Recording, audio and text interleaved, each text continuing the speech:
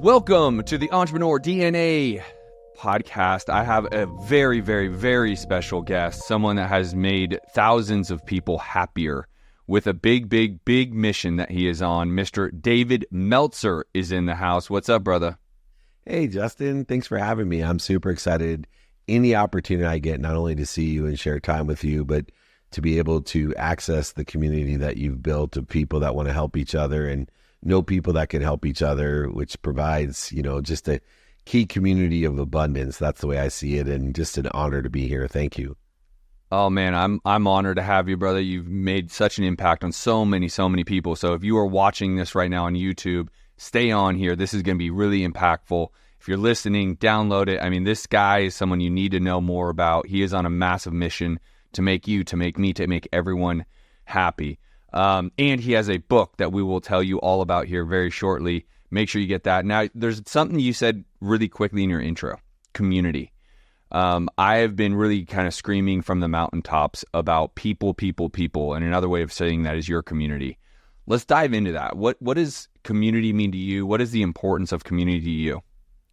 It's everything to me, and understanding a little bit older, as I suggested before, the access to community. I don't think people understand the opportunity and the blessing that we've been given, the size, scope, and scale of the accessible community, of a total addressable community via all the different platforms that exist today, in person, on the phone, via email, and importantly, social media, and the social silos that exist at a frequency, to me, is so exciting, and so many people don't take advantage of it. There's about 7.6 billion people, and I think some of the people have or underestimated the power of community. I mean, I do a video, and my team, who's a little bit younger, they'll get upset. Oh my gosh, only 42,000 people watch that video.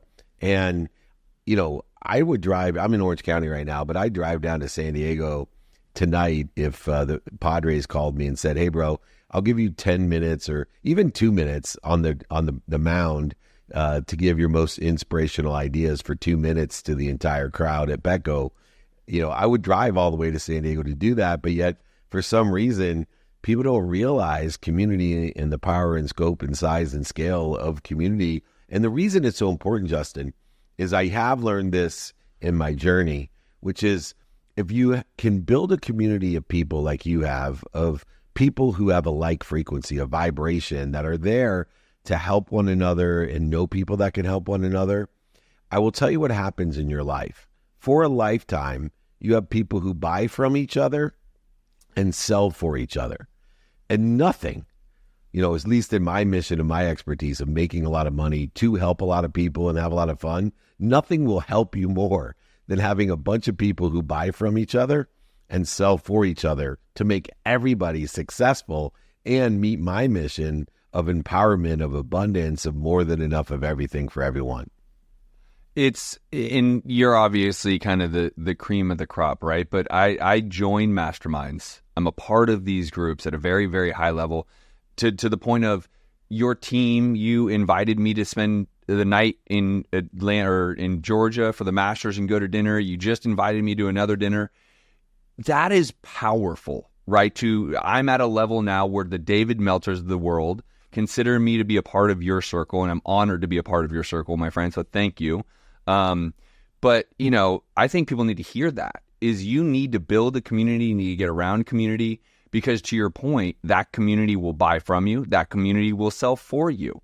And your mission is all about make a whole lot of money, have fun while doing it, and, help a whole lot of other people. But the key word there is people, and people overlook that. No doubt. And I think a lot of it too is there's an old saying by Napoleon Hill and several others along the way, that you're the aggregate of the 5 people that you surround yourself most with. And that word people, when we surround ourselves, I've taken it to a different level, because I believe that we have to look at the people we hang out with according to topics, subject matters, expertise or relativity, association, and look within the context of, hey, is this a group or a community of people that I need to be the point guard of? I'm a dad. I need to be the point guard of my family. But I still, as you are coming to be a sixth man on my team, I go around some other world thought leaders, the Sanjay Nduja is the chairman of Gulf Oil, or Kishore Lula at Eros Entertainment in India, the sixth most wealthy man in the world, and people like that.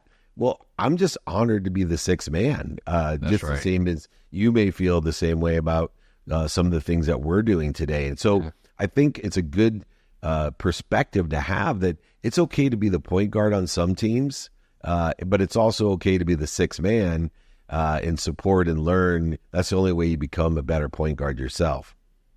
Man, it's so much value. Everyone needs to rewind that and listen to that again, because everyone wants to be the point guard, right? I want to go be the point guard, but they don't humble themselves enough to realize to get there, you might have to be the sixth man off the bench, seventh man off the bench to get there, because your time will come. Talk about a subject that's near and dear to my heart, money. Okay. I've been criticized for being too money hungry or too capitalistic about money and making businesses, but that is the first sentence on your vision and mission, is make a lot of money. Talk to me about that, because I think there's a lot of criticism, at least I get, being too money hungry. Yeah, let me help you out there, because I'm with you, brother, and I love your idea of abundance and empowerment and understanding giving. And I'll explain it to you, because I've done so much research, religious research, philosophical, theoretical, scientific, about giving. And this is what I've learned, and hopefully it'll help you as well dissipate some of the attacks that people have when you put out there, make a lot of money first, then help a lot of people and have a lot of fun. In fact, I sponsored my kids' high school, and no wonder they're always looking for money, because they wouldn't put my slogan up on the scoreboard, even though I gave them a ton of money. And they switched it around. They said, no, you got to say, help a lot of people, have a lot of fun, and make a little money. And I said, that's not going to get you there. Let me explain why. And here's what I've learned, and hopefully it'll help everyone. One, all religions, philosophies, theories, spirituality, and even science, it doesn't say the more you give, the more you'll receive, even though that's true. But what it says is the more you give, the more you're given. And that's a big difference, because if the more we give, the more we're given, then we need to, one, be aware of all we're given through gratitude and forgiveness and accountability.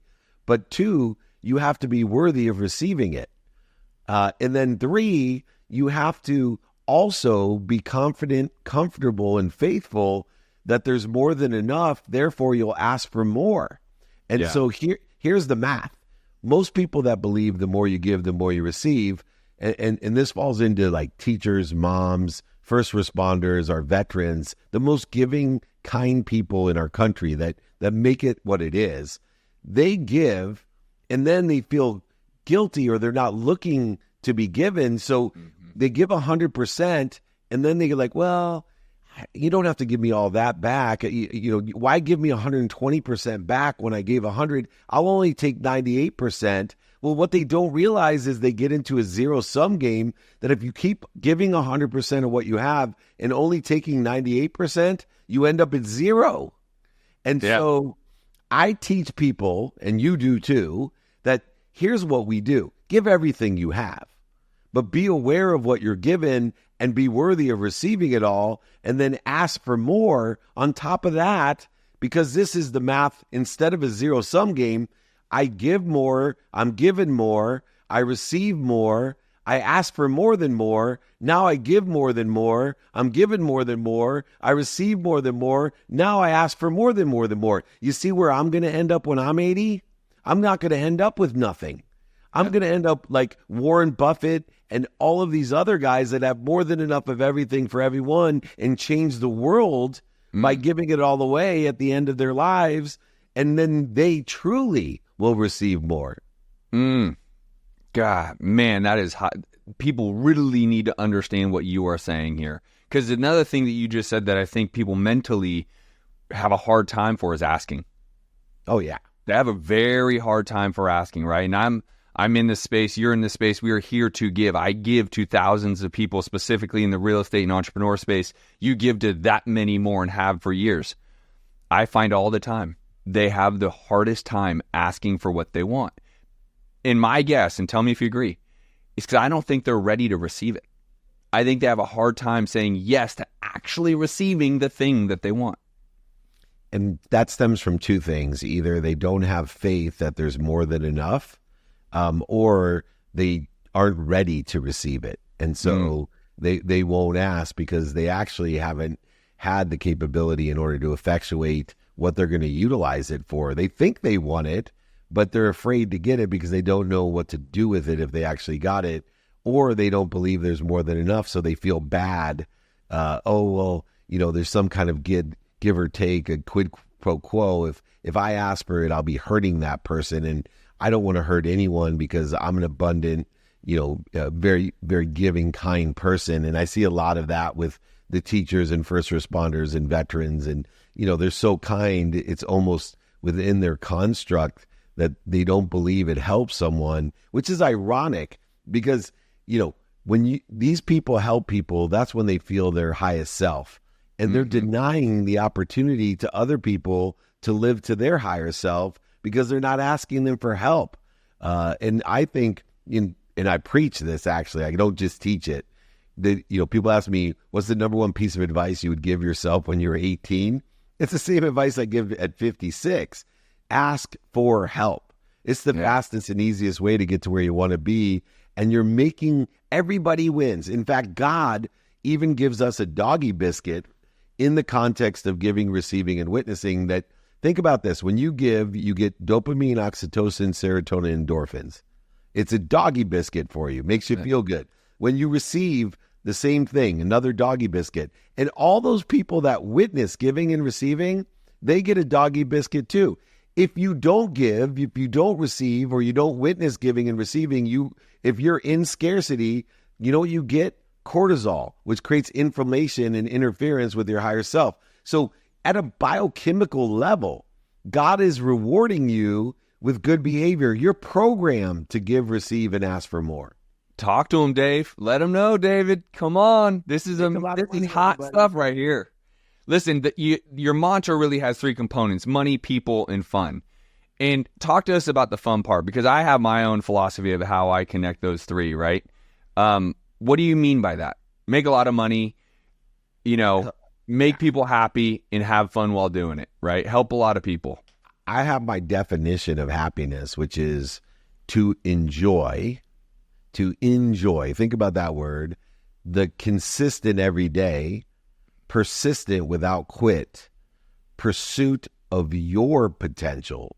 You see, there's a huge energy gap in happiness right now between I am, my potential, and what I want other people to think I am.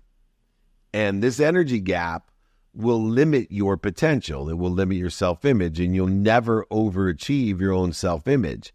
And what I want people to think about is what they want. You see, it's so interesting because there's an old saying, Bob Parsons taught me this, if you love what you do, you'll never work a day in your life. It's just not true. It's if you learn to love what you're doing, you find the light, the love, and the lessons in what you're doing. If you can learn to love what you don't like, and you can learn to love what other people don't like, or you can learn to love what you don't love or other people don't love, you know what life does?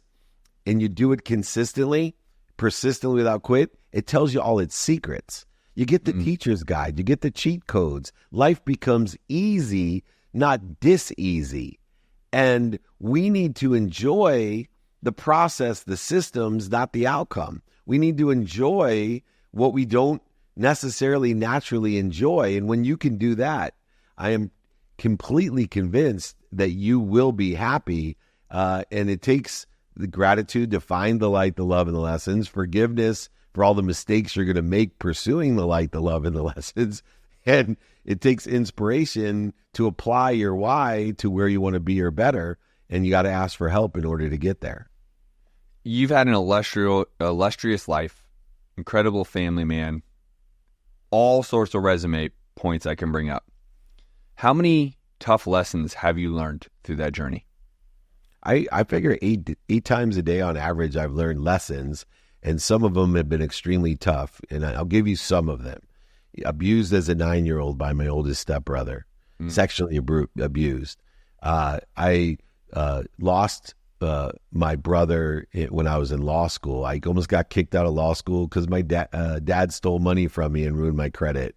I made over $100 million and went bankrupt. But worse, I bought my own bullshit, and I was using and abusing alcohol and drugs, living an empty life, and almost lost my wife and almost lost my life. And I have been in that pursuit for 17 years now, for my potential. And it took, the harder you fall, the higher you can bounce if you have the right mindset, heart set, and handset, if you understand how to do this. So, varying in degrees of severity. I always say I got kicked in the face 8 times a day for my entire life. Let me just tell you how I changed it.